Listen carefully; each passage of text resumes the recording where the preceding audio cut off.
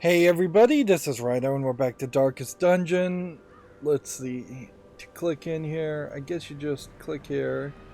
I guess we could potentially now disable um, other elements now that we potentially understand more of this. Like, if we enabled Crimson Court, we'd get a courtyard region, an extra quest, but that would just make the game harder, they said.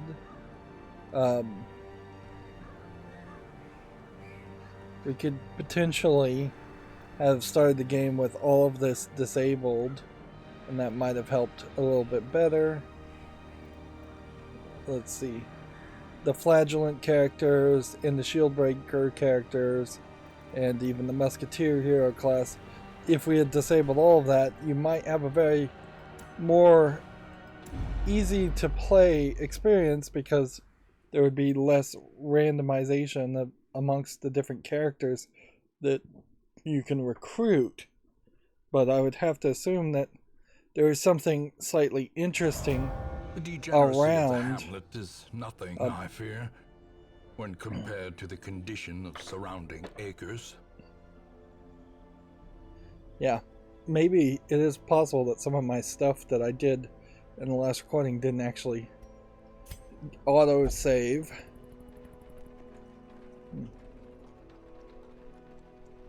Alright.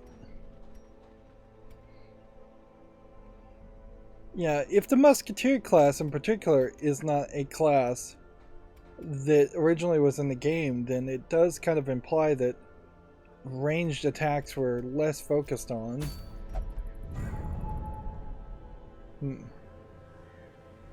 Okay, so we are now 50% clear as far as this ruined section, and that's where I think I would still want to be. So we have to now do either a medium or a medium with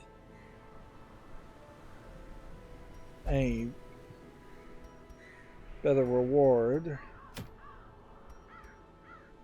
Yeah, I think we want to do this one and just see what happens if we get heavy boots, whether that increases or changes anything. So now's the point where we have to pick out our characters that we really want to play with.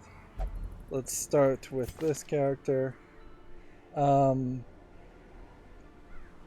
base damage and things like that may not really be that important.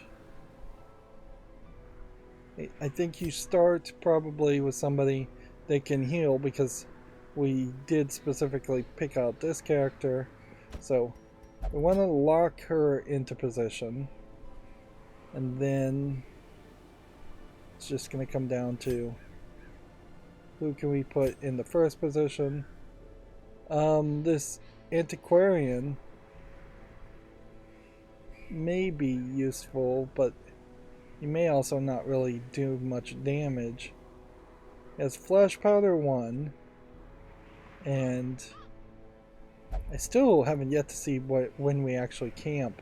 That must just be bigger dungeons. Like this one here is festering vapors, 75% reduction in damage, so he doesn't really do much. So I don't think he would really be our pick.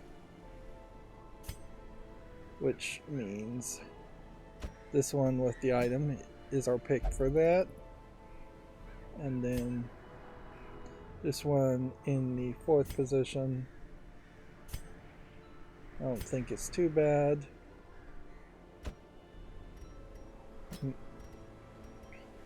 And then it just comes down to this guy. Do we want to equip this guy with all his attacks, or do we want to equip this guy, or do we want to equip this guy? Yeah, let's just do that. Yeah, you would hope that there was room for real experimentation here. I don't know if there really is. You get wrecked very much, though, because even spending enough equipment money to get equipment, to get the right amount of equipment, is too expensive. This quest involves camping, and camping requires firewood. Firewood is given automatically to you on appropriate quests. Camping gives heroes a chance to recuperate while in the dungeon when you are wounded or stressed or wish to camp. Right click on the firewood in your inventory. I guess that's just at any point. And there's no upgrading as far as this. So, I mean, really, I think all I could do is go 8 food.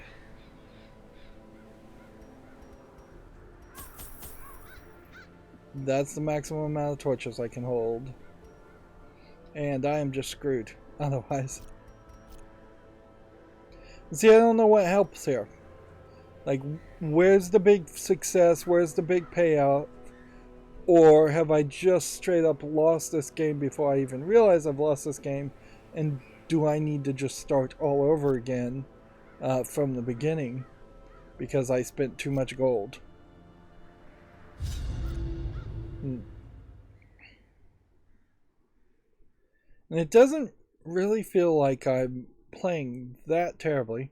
I should also mention I've looked at the number of achievements in this game. There's over 100 plus in there. That almost certainly highlights that some of them are multiplayer and what just better unlikely place to happen. begin than the seat of our noble line.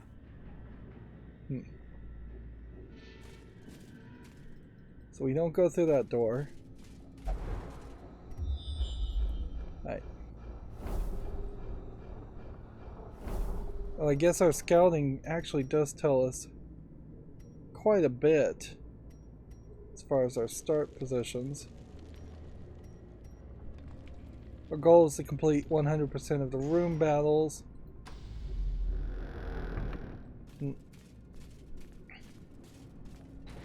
I wouldn't be surprised if there is someone that has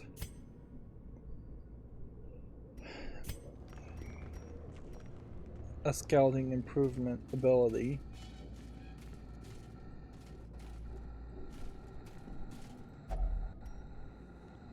Rusty. It's like we got a skeleton key. Should I use it here or should I be careful? Let's just open it. Sickening satchel, grave robber only. That doesn't help us any.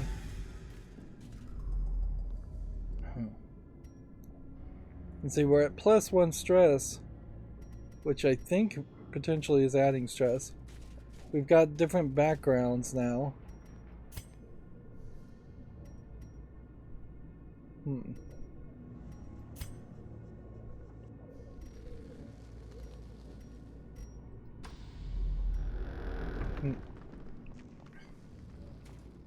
With more torturous implementations.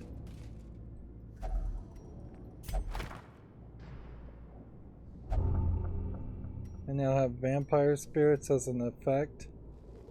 Let's see, now our stress is double. But we don't seem like we're really getting that, so it feels kind of like what can happen here is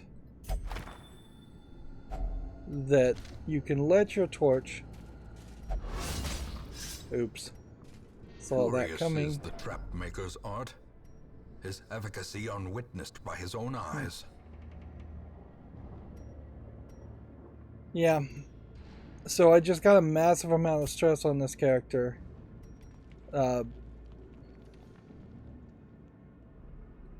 By not having the torch lit.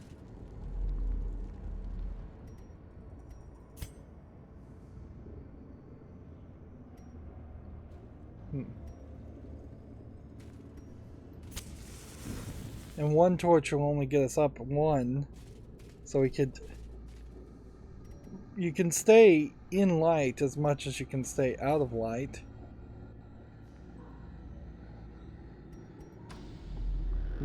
Really. So... Might as well just stay in light.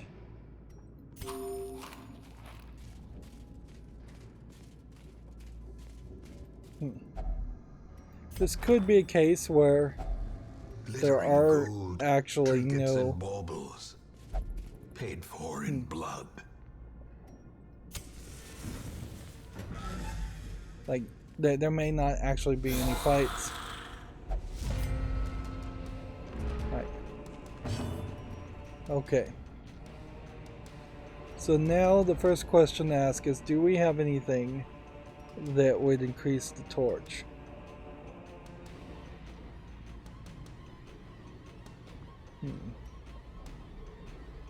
By this character, I don't see it.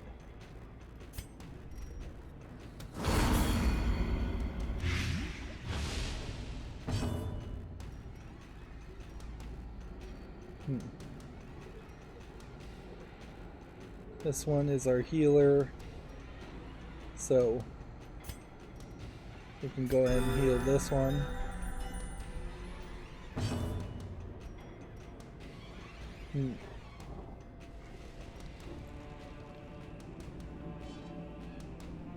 Bypass guard, break guard. This is a shield breaker, so go ahead. We're still fighting fairly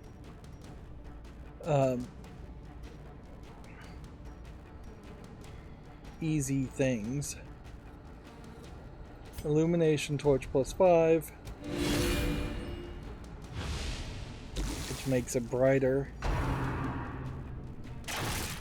I can't really blame the game for having a darkness mechanic in a game called Darkest Dungeon, but if it wasn't called Darkest Dungeon, I would almost certainly complain about that mechanic, because it does early on just feel like a extra thing you have to deal with that I just don't think you would want to deal with as a new player. I can see a scenario where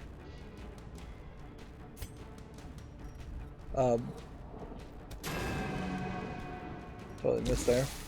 I could see a scenario where you play the game once and there's only a certain number of quirks and abilities and gameplay mechanics, and it just in the tutorial kind of lets you win on the first try or get very close to winning on the first try, and then it unlocks more elements that make the game more challenging for a second run, third run, fourth run. Now, arguably, winning in the first couple hours is probably a mistake, but that is exactly what the Binding of Isaac does, is that it stops you on the 5th floor of the game, and after you've defeated Mom, the bad guy on the 5th floor of Binding of Isaac, you have to beat her like 5 times before you can go any further into the depths of the dungeon that is in the Binding of Isaac. That way you have a general way of feeling good about yourself and actually like you're succeeding at something, instead of being singularly focused on trying to beat all the content in something like the Binding of Isaac, which there's a ton in Afterbirth Plus, the latest DLC of Binding of Isaac, like way more than you would feel reasonable would be a reasonable amount. Press this advantage. Give them no quarter. I feel like these guys are all getting stressed very fast, though. Heal party 1 to 3.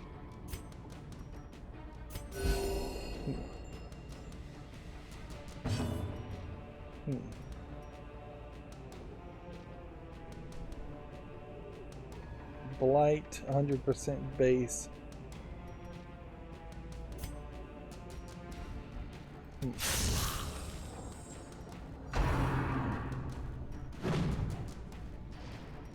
Yeah. Yeah, and if I lose 2 of these guys immediately, and then I fled, is any of the progress that I've made around that a thing? Or would you start over this dungeon with the exact same number of enemies and traps and items, and would it just be a new random generated collection of their formation is broken. Maintain the offensive.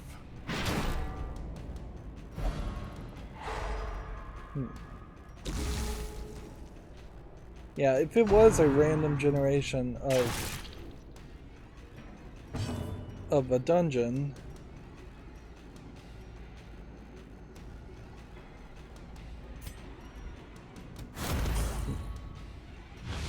and everything reset, then that again feels like you could very easily and accidentally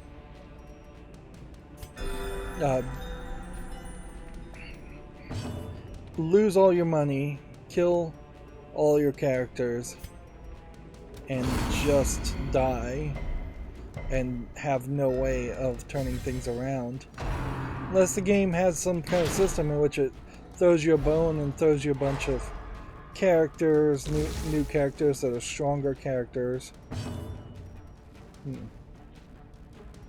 I just don't know if I really believe that's what would happen. The war can be healed, but never hidden.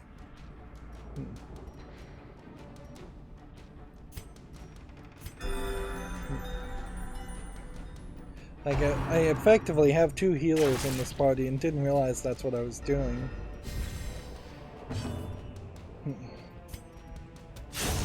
Continue the onslaught. Destroy them all.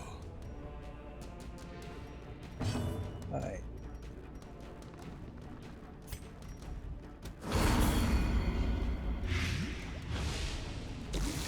Blight and debuff that guy. Go ahead and heal yourself. Looks like the torchlight is at 84 at this point. Confidence surges as the enemy crumbles.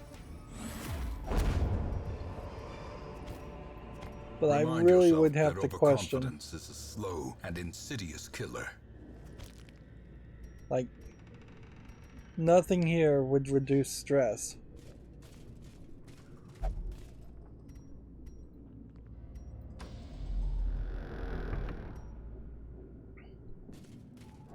We didn't get anything here. The ashes of the departed. Could we do anything with the ashes of the departed other than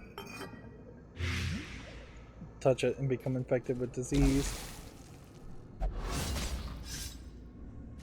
Watch your step.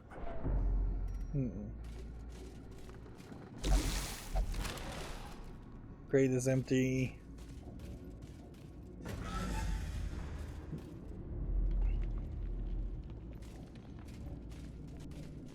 So this may very well just be a case where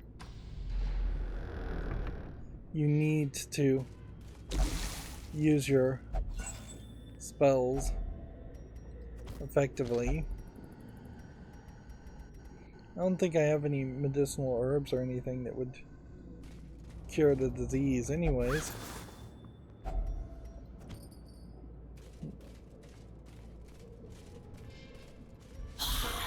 So I guess best case scenario, what we're looking for here is something that would give us a decent amount of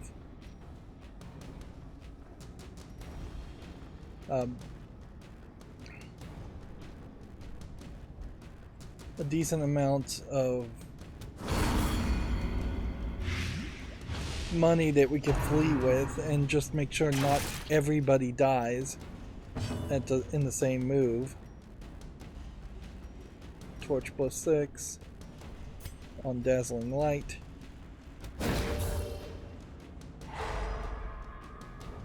And I guess the general idea is I probably should use the torch now, but I only have one to use, so let's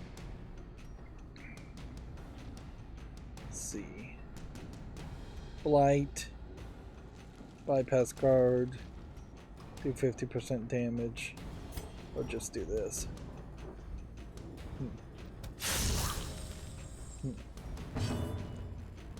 And I'm probably playing this pretty poorly, in the sense that I'm not just focusing on one character. It does really feel like that should be the right move, is to just As the fiend straight up falls, kill that character a first. faint hope blossoms. A momentary abatement.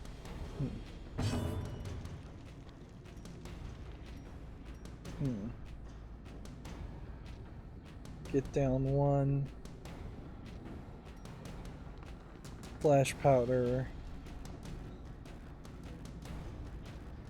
Just debuffs.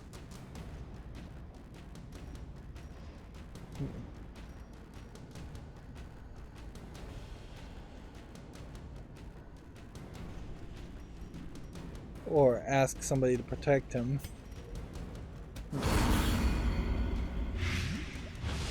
Yeah, I'm trying to read all of this and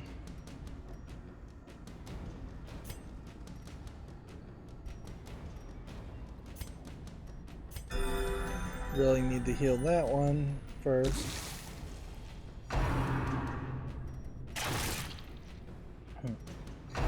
This character definitely also comes off as a accessory character, not a character that Soothed. Sedated. that you can really play with as an attacker. He's a debuffer character, I would describe him as.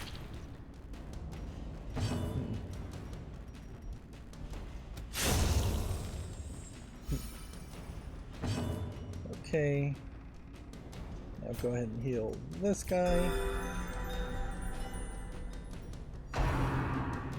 And see, if this guy couldn't do any attacks at all, I would just sit here and try and do the torch attacks to get the torch brighter and brighter, since that is something that doesn't seem to have any other way to increase.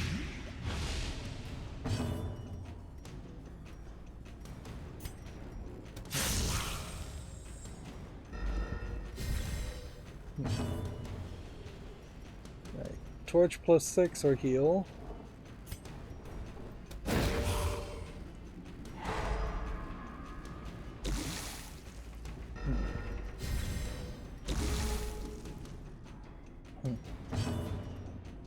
Torch plus 6 or heal.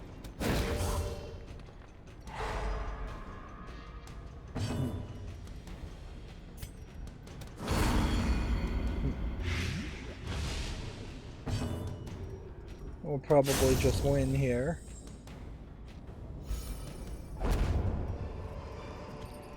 Be wary. Triumphant pride precipitates a dizzying fall. Yeah, and the only thing I can imagine that would fix my problem here is camping. But camping alone, I don't think solves every issue.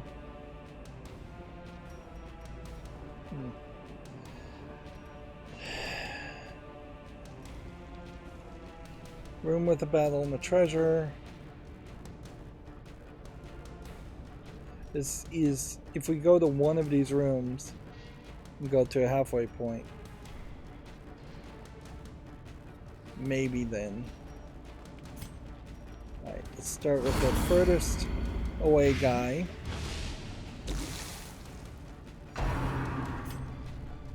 Can't really use any of these items. I don't even think you can use the torch.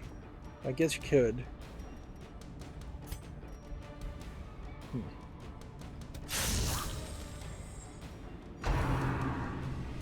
These numbers are so small. Right.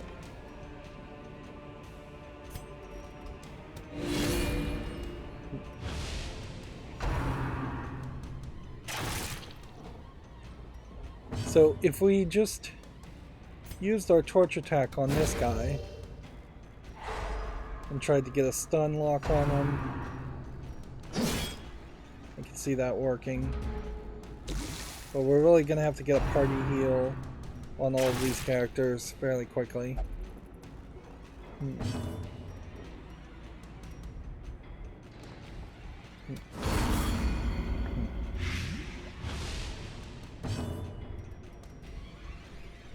Let's go and attack this one. Alright. So we'll do the torch attack on this guy and see if that stuns him again. And then we'll do a heal party on this one.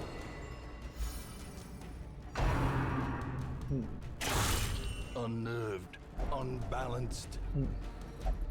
Wow. And that crit really messed with people's stress levels.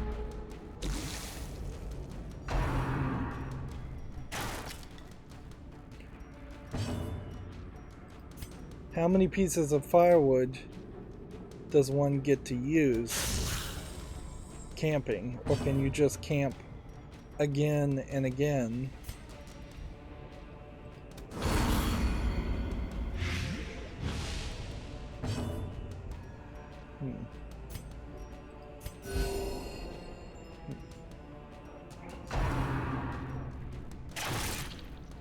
Because if you could camp multiple times, that changes a lot.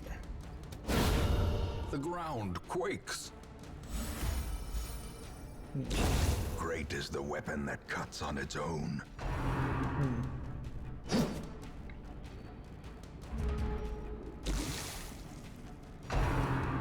Alright.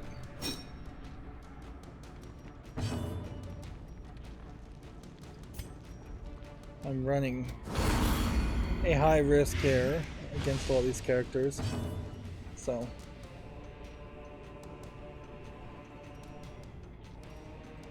I think all I can do though is heal the party, and then let's go ahead and heal that one up more.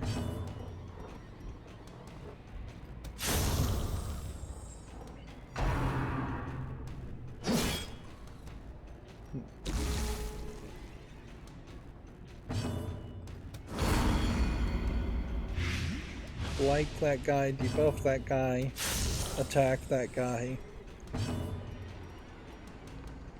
Holy light torch. Just unlock him. Holy light torch. Just trying to get the light up in an area.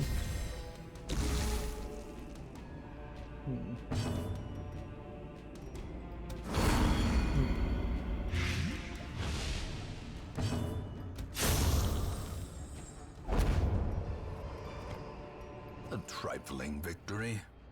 We have But a rare victory antique. nonetheless. And see, at that point we have the most amount of space we could possibly have. Alright, and that just creates a problem. In Radiance, may we find victory.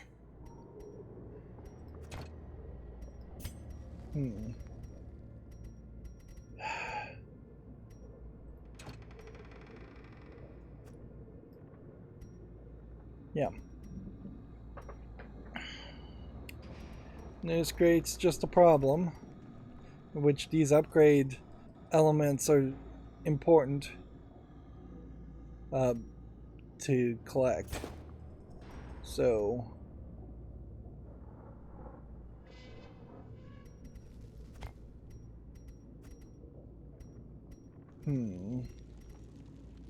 250 gold, 1,000 gold, 500 gold.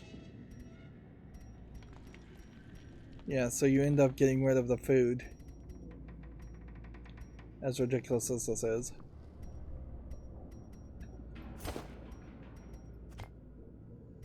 Alright.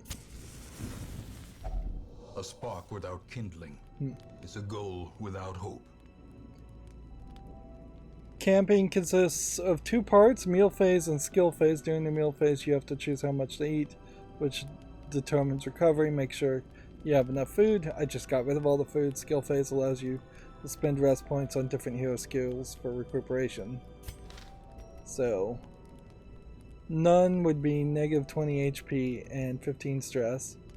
Half would be 0 HP and 0 stress. Oh, so you're straight up gonna get punished here for this. Gnawing hunger sets in, turning the body against itself, weakening the mind. Okay. 1 companion minus 15. 15. Or, let's see. Minus 15 stress on the most stressed character. Next.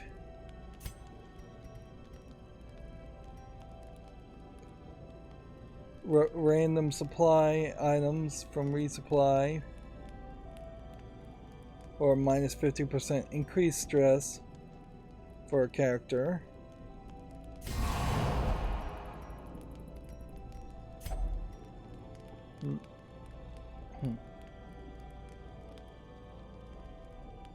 If religious, prevent nighttime ambush, all companions.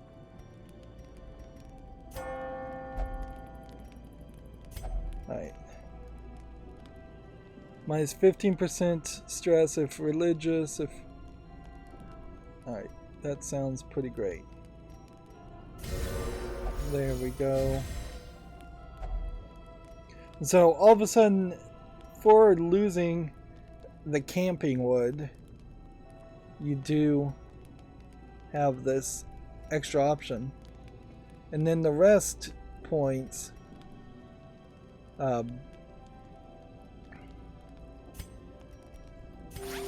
Soothed. Sedated. like maybe if I had kept some of this would let us rest more. There really is nothing else we can do.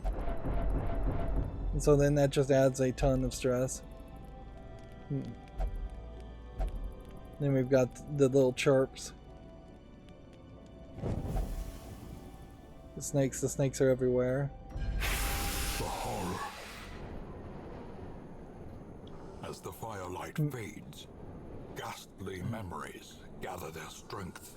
So this is where I guess more of the Shieldbreaker DLC comes in, is now we have a nightmare situation. An extra fight. The Shieldbreaker is scared from past trauma. She must navigate a series of 7 flashback battles while camping. 1 battle per camp. Once those battles are completed, she can camp peacefully forever. Note the 7 flashbacks are shared across the whole Shieldbreaker class. You don't have to do 7 battles for each Shieldbreaker recruit. So, yeah. And it's very interesting how this is kind of a nice narrative twist that gets in the way of what should be probably a more simplistic gameplay mechanic. Monsters with stealth have shadowy appearance and cannot be hit by direct attack, but are vulnerable to area of effect attacks. Additionally, some hero skills such as Shieldbreaker's Expose can hit them while in stealth. these skills have an additional benefit of de-stealthing the monsters. Alright.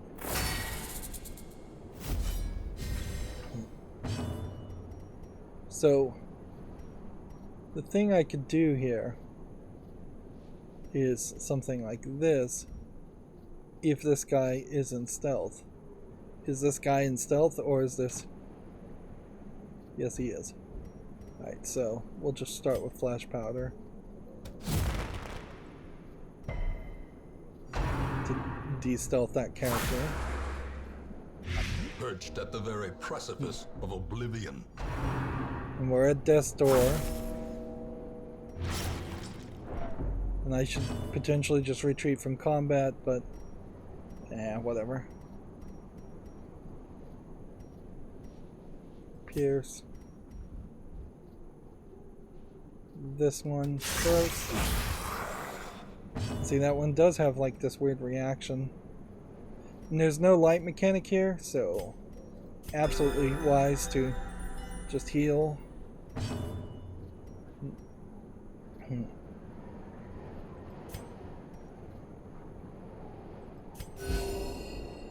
Just heal the whole party.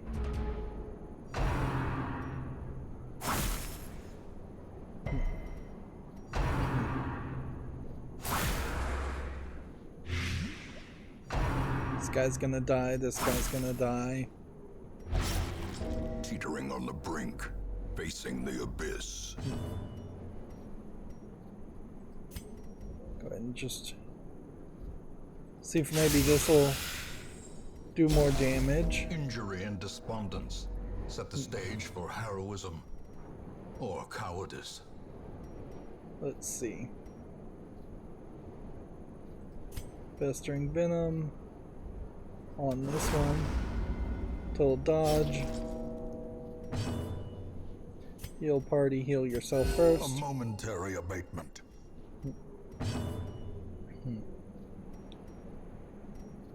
Go ahead and heal this one again. Yeah, having really only one attacker is a mistake by far. This character is about to go insane and is now fearful. Fear and frailty finally claim their due.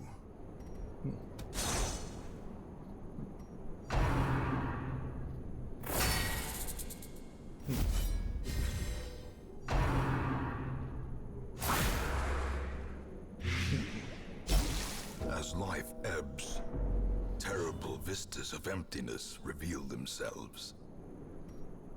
Let's see.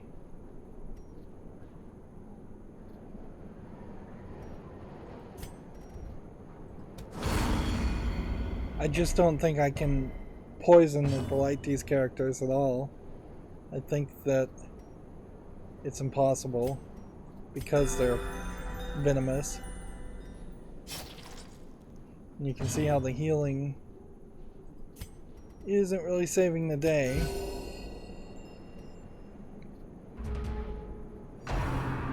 Having one character actively helpful. This character's about to have a heart attack. And it might be worth it to go that full direction. A hand's breadth from becoming unwound. Yeah, it might just be worth it if we can get past this fight and then escape without this one dying.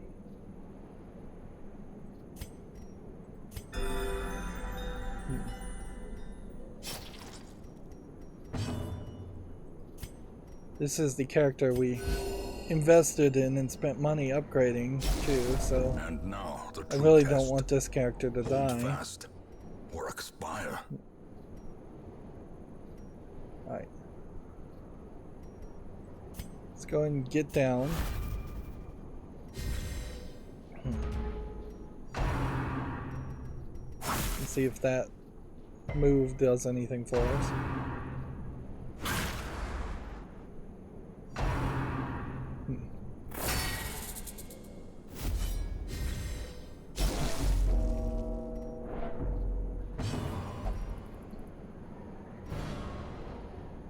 one fleed.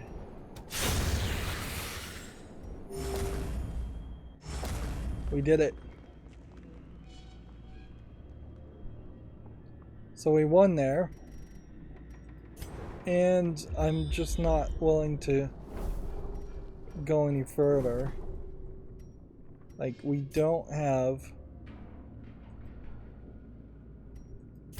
a shovel to get past this obstacle to get to this curio. We have a trap, and then we have a curio, and then we have a battle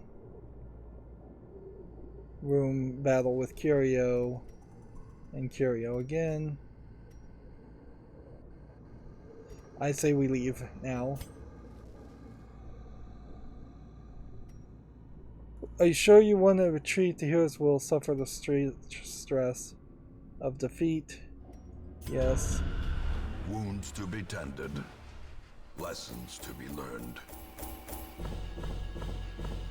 We get to keep everything we found. So that's the right move. Making the best of a bad situation.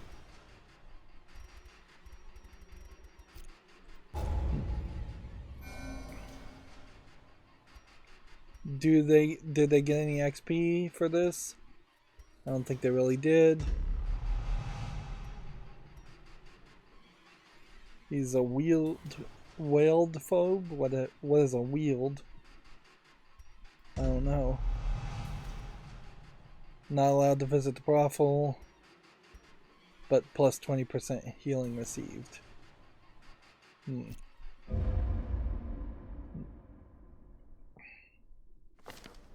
eternity of futile struggle, or penance for my unspeakable transgressions.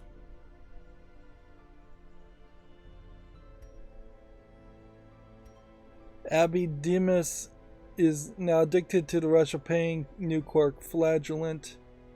He is engaged in flagellation and recovered 81% stress. This character prayed and relieved 62%. We fleed. Our quest goals stay the same. But the other option would have been to just like grab To those with a keen new characters. eye, gold gleams like a dagger's point.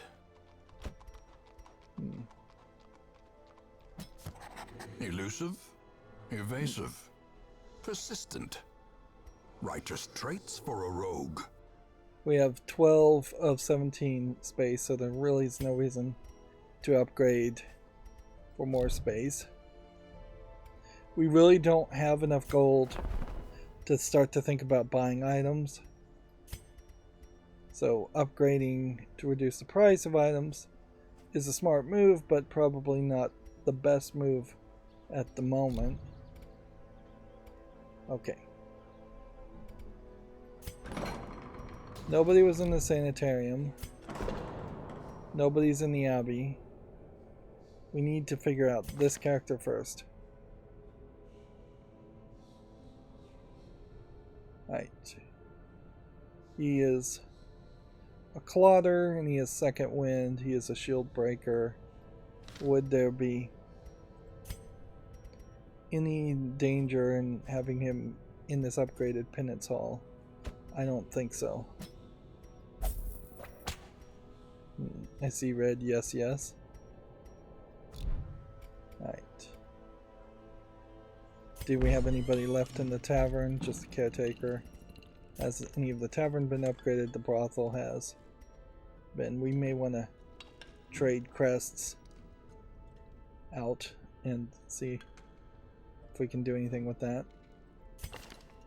This guy is God-fearing. Will only pray for stress. So he's got to go over to the abbey.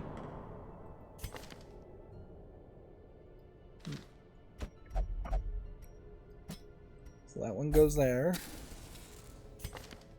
This one is not allowed in the Not allowed in the brothel, but could be here. Peace through meditation.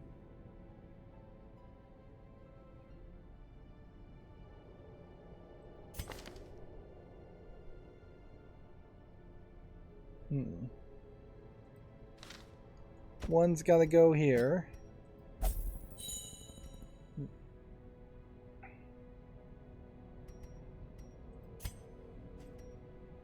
Which this all really does just push to the idea that I probably should upgrade the Abbey more than anything else.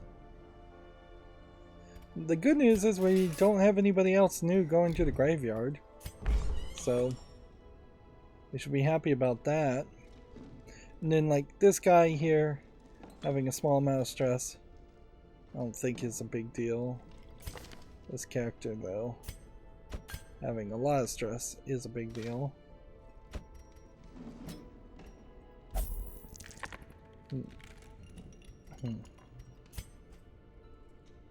But we can't upgrade any of that. So it does kind of feel like the idea is that every single time you come back to the village, you're just playing a little bit of menu hero, a little Dungeons and Dragons class creation, character selection. It does just kind of seem like you will come back over and over again, no matter what, to the same problems. Alright, see. Dimas here. He is now a flagellant who will only flagellate for stress relief. He's also not allowed in the brothel and is not allowed to gamble in town. So if this is always the case that you have a quirk on this side that's a positive and a quirk on this side that's negative, this is not the worst combination of negative quirks, because flagellant effectively is the same as these other two quirks anyways. That I don't know if that means I should bring Dimas back into regular rotation. And then diseases, humors, and other physical maladies. I don't know how many characters actually are diseased when you get back to the main menu like this. In time, you will know We still the haven't tragic gotten any of extent the my Ancestor's failings. memories. And we're still short on upgrading any of this. We should consider selling trinkets.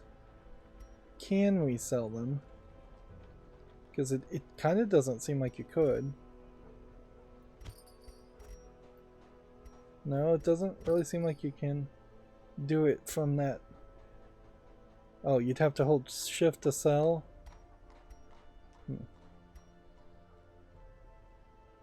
And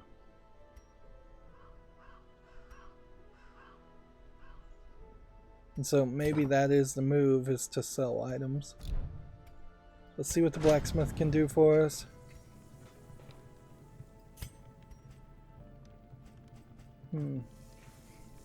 Can't really upgrade anything on the blacksmith. Let's see what the guild could do for us. Can't really upgrade anything on the guild.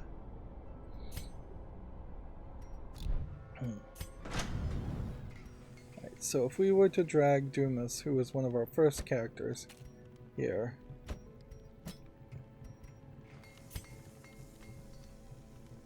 we need a weaponsmith level 1 and a hero resolve level 1 and an armorsmith level 1 and resolve level 1. And so we would need these from those.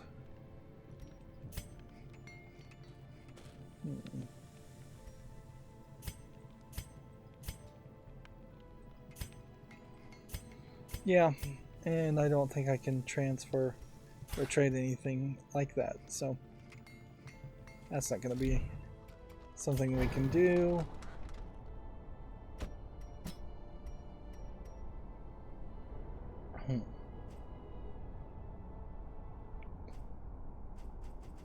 And unlocking other abilities even seems like it's kind of a mistake unless this specifically unlocks other abilities for all their characters. And a good way to check this, I guess, would be to take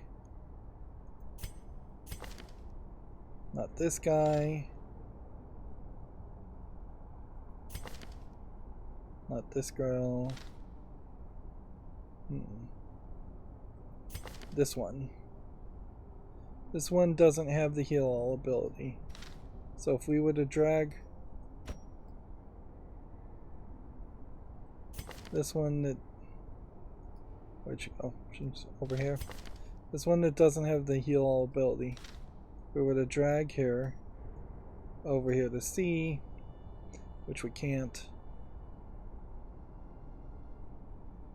So we would need to do an experiment, I guess. Point blank shot. Damage mod 50. Wicked slice for 900. Alright, let's sell something. Let's see. Is this a grave robber? This is a bounty hunter. This is a grave robber, so we'll put that there. And we'll just look at other items.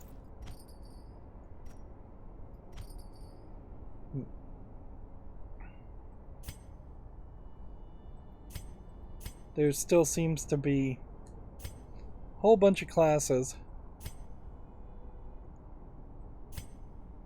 I would imagine at least 2 or 3 classes that we don't have yet. So we'd want Ranald, we'd want Dumas. Let's put Ranald here. Okay.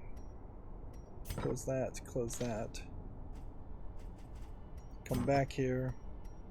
Let's go ahead and sell the occultist only because I don't know if I'm actually going to be able to play as an occultist only. It is a common item. So sell that for 1,000.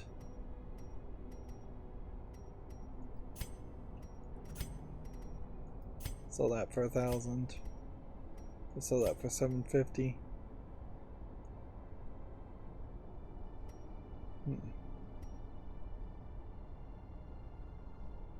Plus 3 critical percent.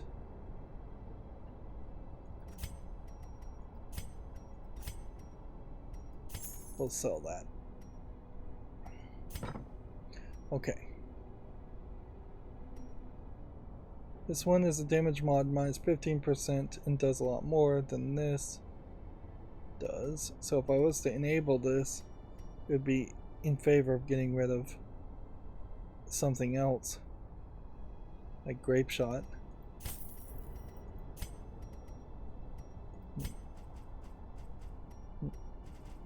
Okay. So Wicked Slice is now unlocked. And for Highwayman, Dumas. So now when I look at Glanville, it's not unlocked. Yeah, that doesn't really make a lot of sense. There doesn't seem like there is a perfect upgrade to increase new characters' abilities. If we get Instructor Mastery level 1, Weaponsmith level 1, and Armorsmith level 1, then we would get more experienced recruits. And so I guess that is our goal. But to get to that, you would need more of these items, and no amount of gold is going to get you to those items.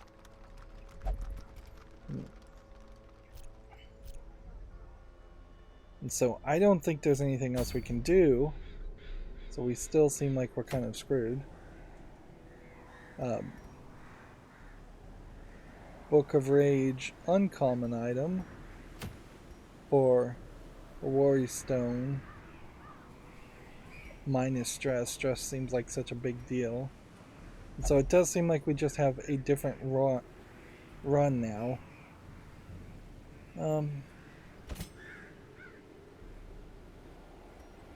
This guy, preferred position is like here. Also, pistol shot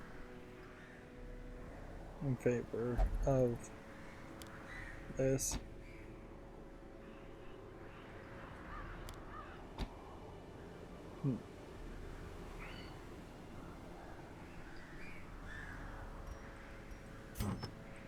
We should find out if any of these guys have a bleed effect and see if we can give them that other item.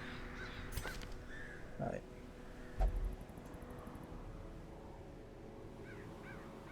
He wants to be in the front 2 spots. And he has some stress already. So I don't know if Reynolds is really our best character. We need to find out if we have anybody that has a healing ability.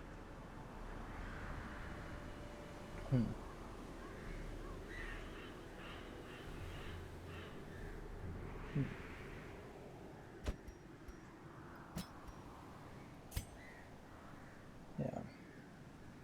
Without a healing ability, we're probably screwed here. Caltrops might work with this guy.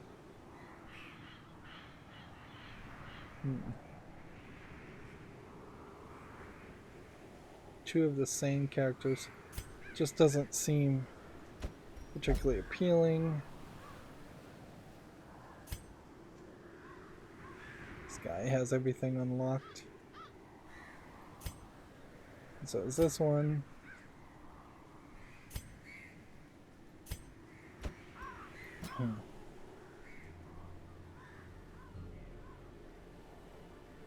Does he have a bleed ability? I don't think so.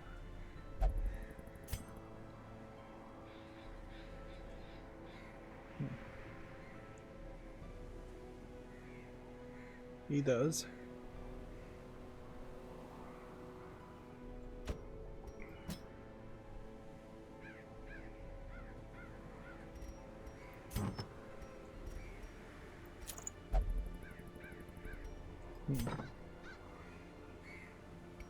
But we have seemingly no character with any kind of heal, which I think just screws you up really badly, and may very well point out that you really have to just like play this game perfectly to have even a slight chance at succeeding. So we've got a shovel, we got some anti-venom. That might be because of the Plague Doctor and the Grave Digger. But our big thing would be to have at least 8 food. And then 1 torch. And that's all we can do.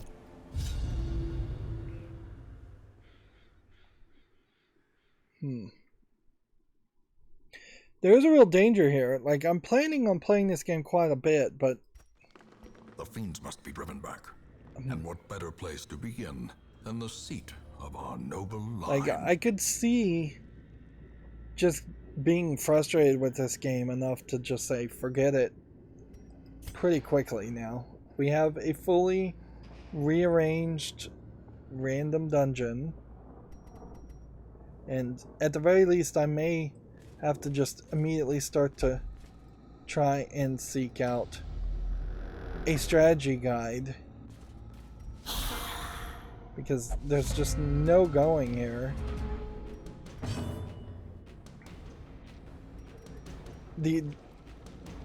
I definitely should test out just the idea of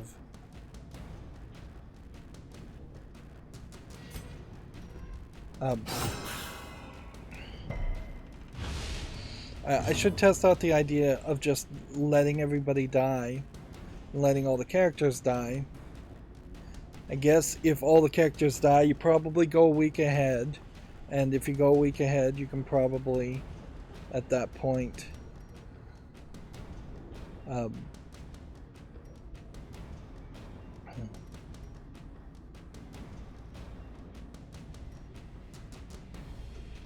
poison darts. Let's go and try that. Yeah, you could potentially go week after week after week dying and just seeing if anything happens, but I feel like that's going to get very annoying very fast. And this is a skeleton, so he resists bleeding. Ranged, which would just stun, or caltrops, which would cause bleeding.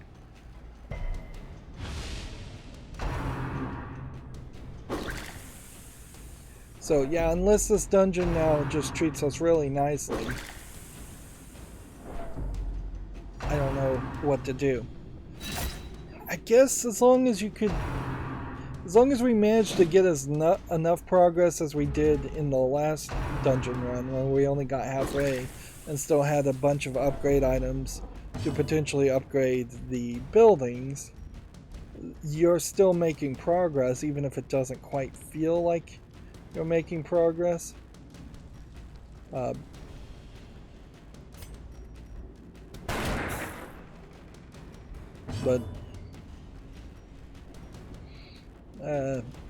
what's that phrase? Feels bad, man. So far, this experience feels a little bit bad. Continue the onslaught. Destroy them all. I suppose it probably is somewhat fair to kind of make the commitment to do enough runs where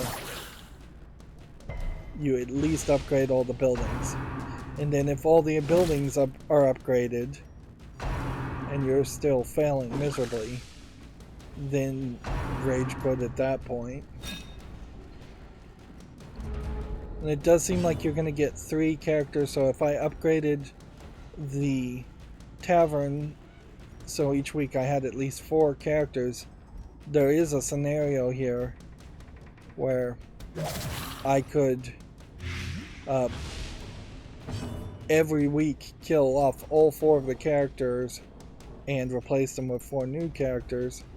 Although I would expect if all 4 characters do die, hope blossoms. You're not going to get the items you collected. So at least one of the 3 characters probably needs to flee. You can flee even in the middle of combat, and press this advantage. I don't think by default you can fail on fleeing from combat. This character is really stressed already. Confidence surges as the enemy crumbles.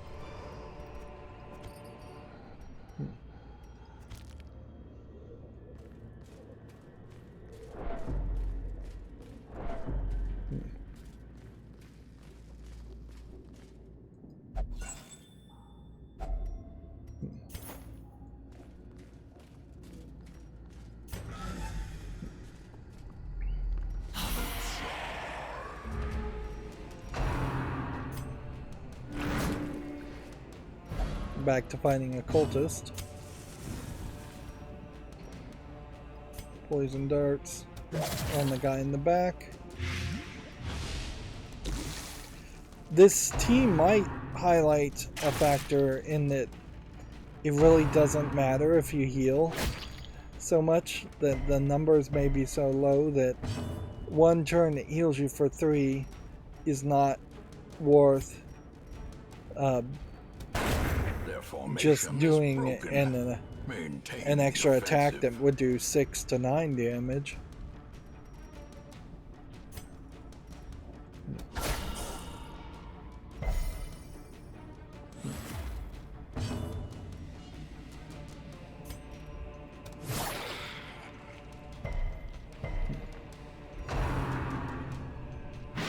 And I guess if you're going to have a female occultist, then you have to wonder if there are going to be female highwaymen or plague doctors.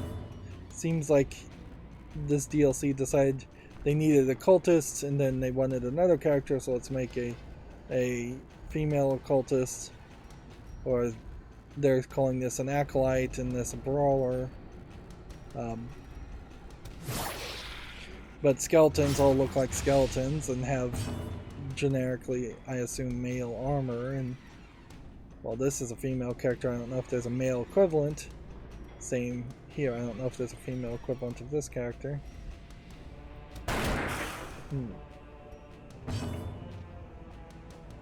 There would be a way to have twice as many animations you would need to make. If it's necessary or helpful is a big question, certainly. It hurts readability if you had 2 of the exact same characters with just different skins. So I'd assume acolytes and brawlers have different dodge, or yeah, he has a dodge of 0, she has a dodge of 13, he has a speed of 0, or a speed of 5, she has a speed of 3, so there are different stats to recognize from that also.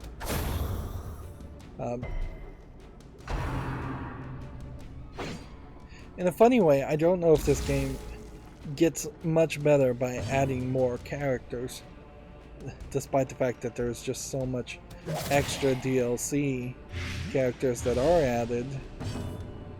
That's something people think they want, but the people that would have wanted that would have been the people playing this in early access that just wanted to play more of the same game, effectively. And by adding new characters and content, you're not giving them the same game anyways. Whereas looking at this after the launch window and the initial release of this game, looking at this many years later, I just want a well-rounded experience. Like, I really just want it to feel well-balanced and play nicely. And it's hard to tell if that's what this game is doing or if that's not what this game is doing. A decisive pummeling.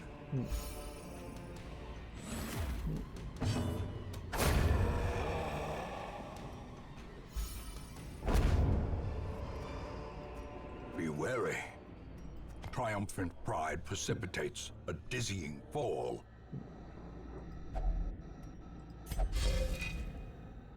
Hero contemplates mortality. Yeah, I guess as long as we're still getting portraits and bust, and we need portraits and bust. At a certain point, I guess you just would start tossing those.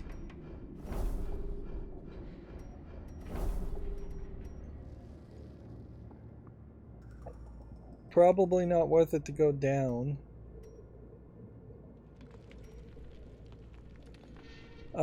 To do this challenge, though, you have to go down, so we might as well just go where we're going, because we're probably not going to make it all the way through the room, and that may just be straight up dumb luck as how it plays.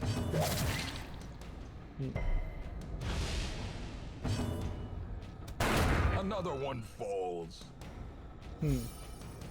And having the light go down and being attacked by spiders and maggots, does that benefit us? Does that allow us to potentially grind?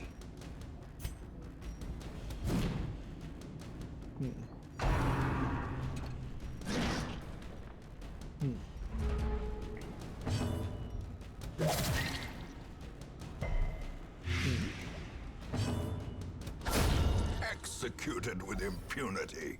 Because, yeah, when we do a fight like that, then we get some jade These and some nightmarish creatures onyx. can be felled. They can be beaten.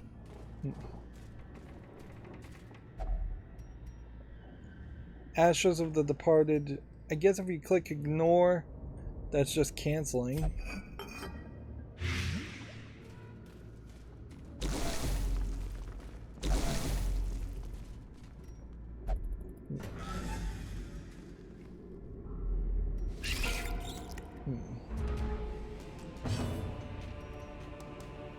And we've got nothing. Another abomination cleansed from our land. So the Plague Doctor is probably dead.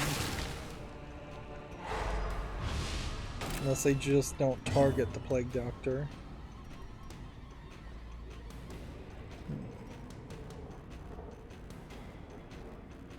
Do we want to do pick to the face? The poison darts.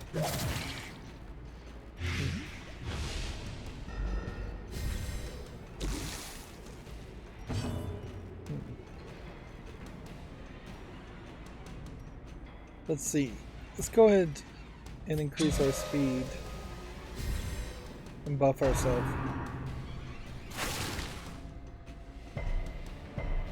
Maybe by increasing your speed, you increase the chance of defeating the dodging the attacks. Back to the pit. This gunner does seem like he is stronger in the amount of damage he's doing one hit, one click attacks and kills.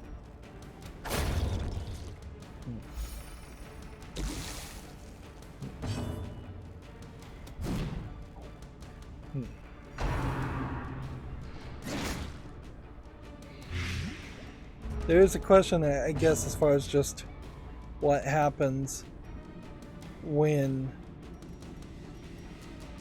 your player light goes down to 0. A trifling victory, but a victory nonetheless. We don't have any keys.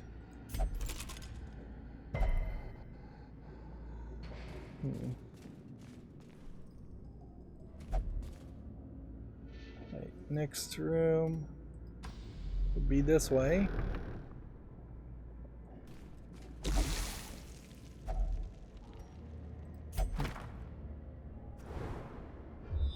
Okay. Interesting. So we might be able to win here, as crazy as it sounds.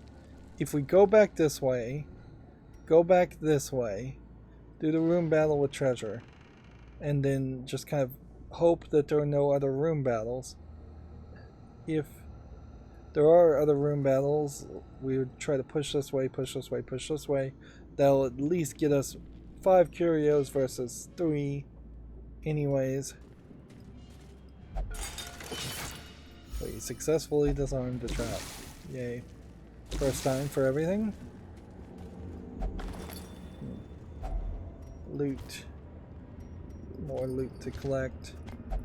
Such a burden of finery risks life and limb.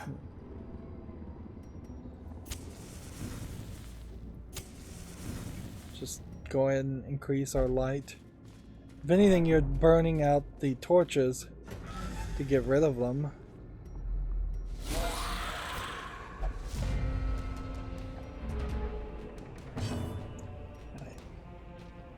Poison darts. Can we use any item here? Not really. Poison darts on that one.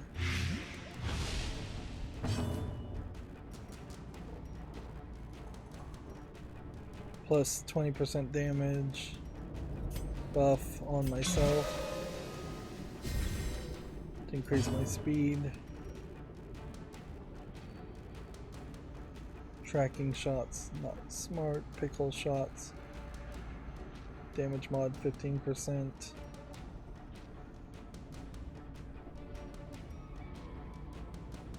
Yeah, let's try pistol shot.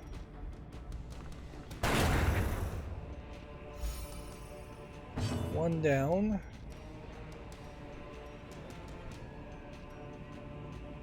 Caltrops. There.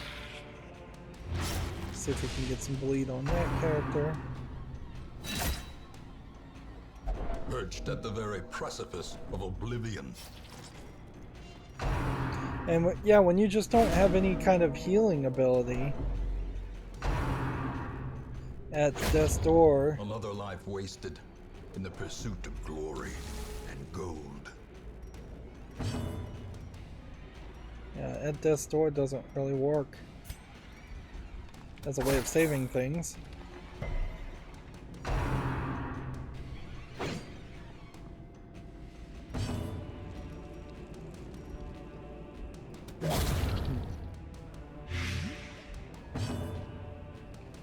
Okay. Let's go and attack this guy.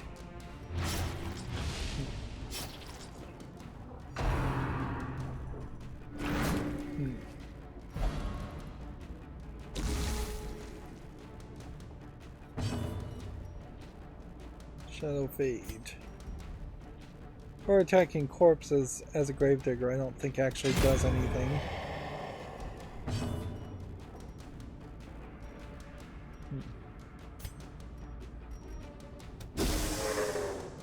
Disorienting blast stunned her. So we can win there. This expedition at least promises success. Alright. Still don't have a key. Wealth beyond measure, awarded to the brave and the foolhardy alike. Let's go and use the firewood since you're getting the firewood for free. Gathered close in tenuous firelight and uneasy companionship. Let's go ahead and just feast. And then see if any of these character skills can really help us. Remove bleeding, healing 15%. Clean guns, buff yourself, prevent nighttime ambush, bandit senses. Which is probably not a bad idea. Pep Top can reduce 15% stress, heal 50%, and under experimental vapors, 10% stress. Yeah, let's do this, and then this,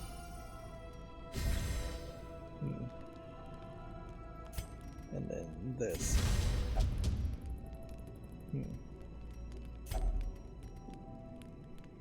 And then heal 15% or heal 15%. Either one.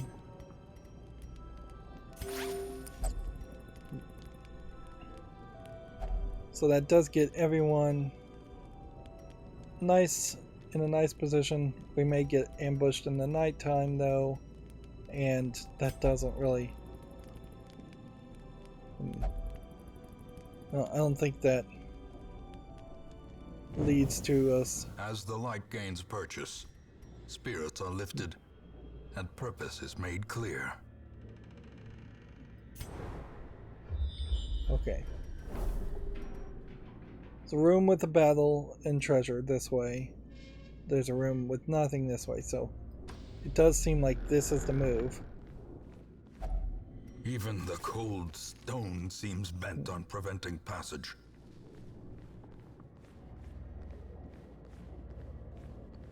Okay. Could we put anti-venom in this and see what happens? Or would you want to put onyx or jade or just gold in it? Let's go with anti-venom. Item has no effect. Good to know. All these would actually be fairly expensive things to otherwise put in there, though.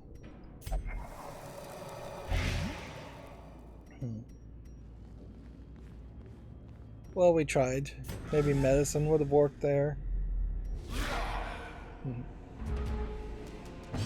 This guy has a ton of health, so I think the right move is to maybe do Shadow Fade 1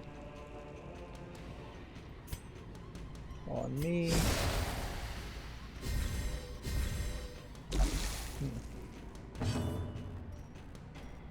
Then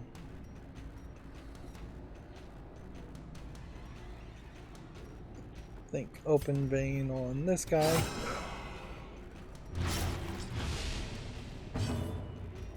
And then I assume this on this guy.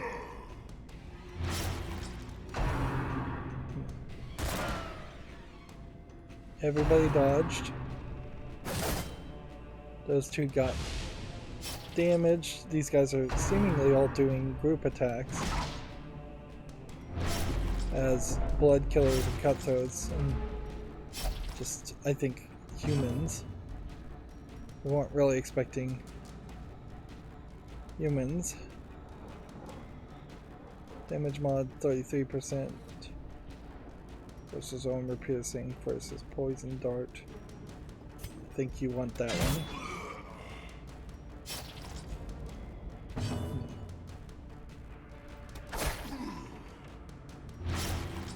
Come on, die already. Their cursed champion falls. So one would hope now that they would get really bad and run away, but they don't seem like they do that. And so any healing or stress relief you may have done seems like it is going to fairly quickly be eliminated as a option, or as anything that would be helpful.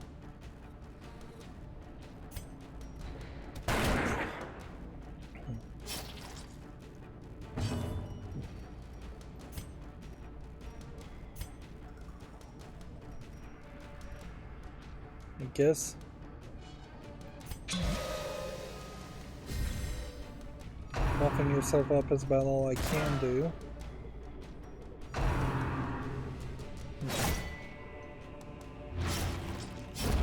This guy's about to die too, and I kind of don't want this guy to die because we've invested in him, where we didn't really invest in the other character that much.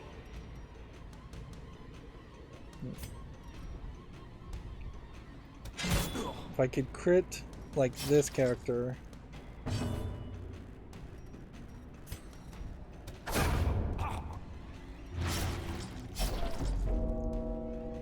this guy's bleeding to death.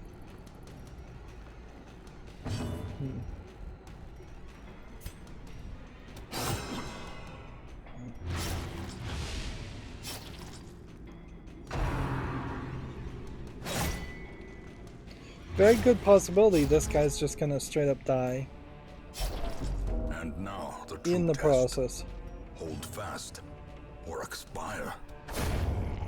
Like, these two may just straight up Success die. so clearly in view.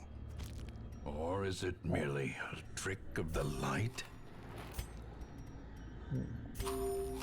There we go. That brings those two away from death's door. I don't have a key for this.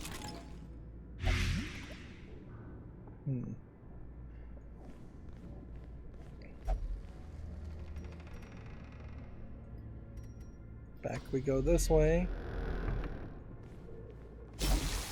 A hand's breadth from becoming unwound.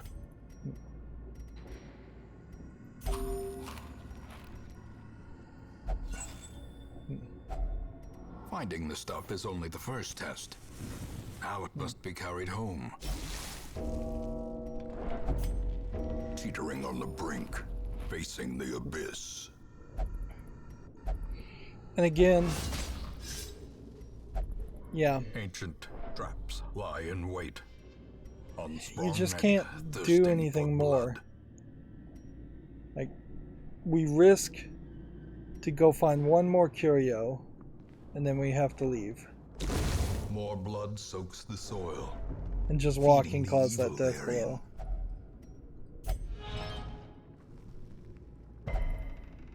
Alright. Get out of here. Abandon it. Leave. You will endure this loss and learn from it.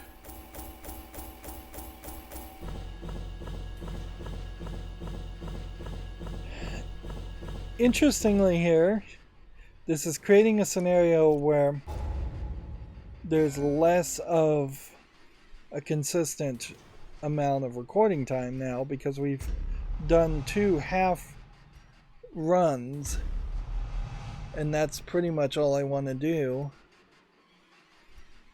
We're still not really getting XP, and this guy is dead, which sucks because he was level 1.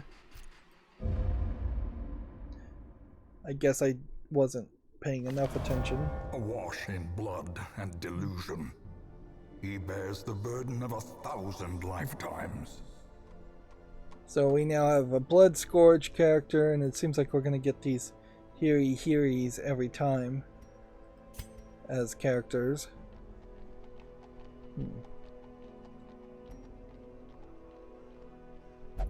Lost faith, now faithless. Engaged in flagellation and recovered 81%, is no longer fearful. So that's a good thing.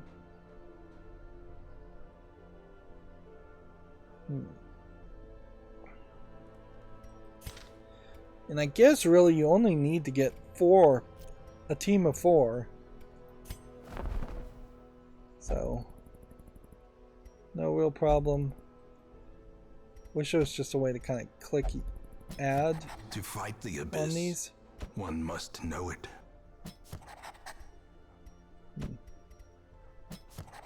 A champion markswoman. So we have an occultist Keen now, for a new kind of challenge. a houndmaster now, and a musketeer now as a character. Which arguably maybe I shouldn't have grabbed anybody until potentially I could have gotten all of this upgraded more, but I don't know if I really can get any of this upgraded more either. Let's see, guild instructory mastery would require 6 paintings. Can we get 6 paintings in any way? No. So that's no useful. Not useful.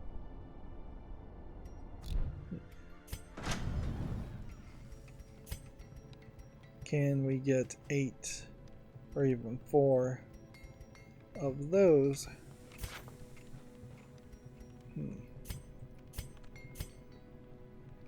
Yeah, I could trade 3 of these in for 2 of those.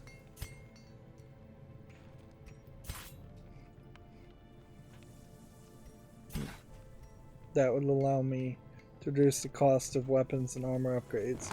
Fan the flames, mold the metal. We are raising an army.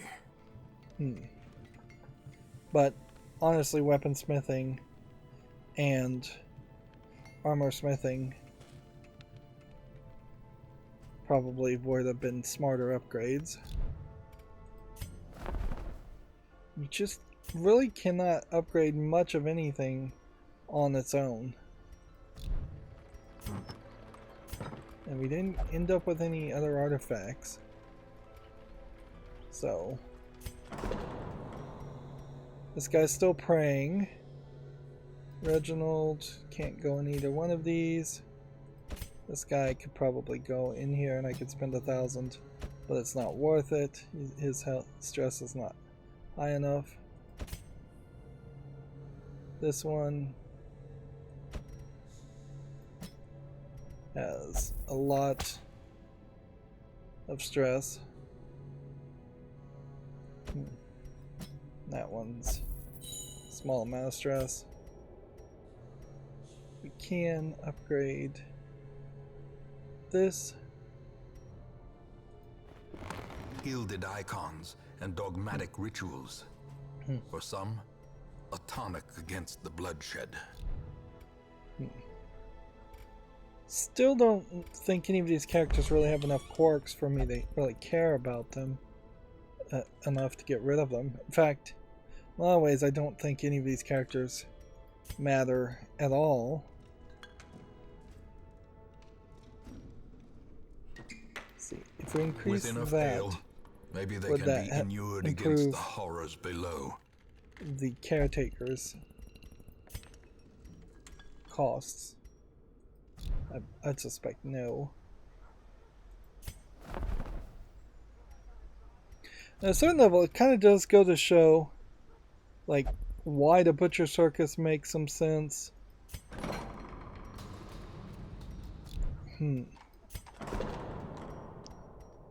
This guy, I guess, will be done next week. It takes 2 weeks. In time, We you still will haven't know made the any tragic progress here. extent of my failings. We could buy a health stone. Book of Holiness.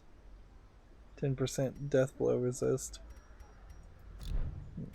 That's probably a bad thing, not a good thing. Yeah.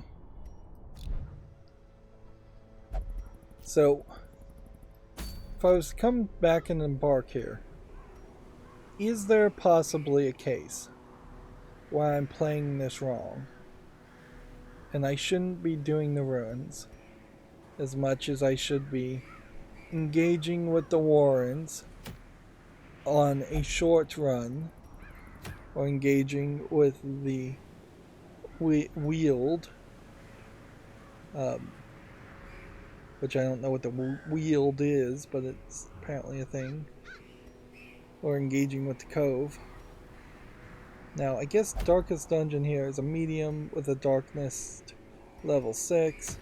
This is level 1, this is level 1, this is level 1, this is level 1, this is level 1. This also said it was level 1, but I didn't get very far in that. Yeah, I think that's what I need to do, is I need to try the Warrens, and it may simply be a case that you just need to grind your way through the easy levels first before you can even start to think about doing the medium levels. And yeah, I'm fairly certain, or at least I would heavily guess, that originally this game was just going to the Darkest Dungeon, and the ruins and the other levels were added later to make the game a little bit easier and balance it out. How do you get back to the city? You have to click the back button here, I guess. But yeah, I think in an hour and 30 minutes, that's long enough for this experience. At some point when we start to get good enough, if we get good enough to actually start going through the Darkest Dungeons and the long runs, we'll want to do an entire run in one sitting. And so almost certainly there's going to be just kind of an incredible inconsistency in the length of time between these episodes, where some episodes will be an hour and 30 minutes, some episodes will be 2.5, maybe even 3 hours. Hopefully it doesn't go that long. But yeah, we are one step closer at this point towards a rage quit, because if I did manage to make some progress in the other areas, but it didn't really help, or if I didn't make any progress in the other areas, and it really just wants me to bang my head against the dungeons over and over again, make a few get a few upgrade items, that's really not enough reward. Comparing this to like Binding of Isaac, if you played Binding of Isaac for an hour and 30 minutes and you didn't really feel like you got any better at playing the game, and you didn't unlock at least one major item, if not 2 or 3 major items that would change how the game plays, you'd be very dissatisfied. And eventually, when you've unlocked everything, I guess that is the experience in Binding of Isaac, but that would be hundreds and hundreds of hours into Binding of Isaac, where in this case I'm not even 6 hours into the game, and it's just moving a little too slow for me. Anyways, that's going to be it for this recording. As always, I ask you to like, share, subscribe, comment, and watch every second of my videos. If you want a friend to follow me on any social media sites, there's a whole bunch of links down below. And if you want to support me further, there's a link to Patreon, or you can friend me on Steam and gift me a game off my wishlist. Thank you for watching. Have a good evening.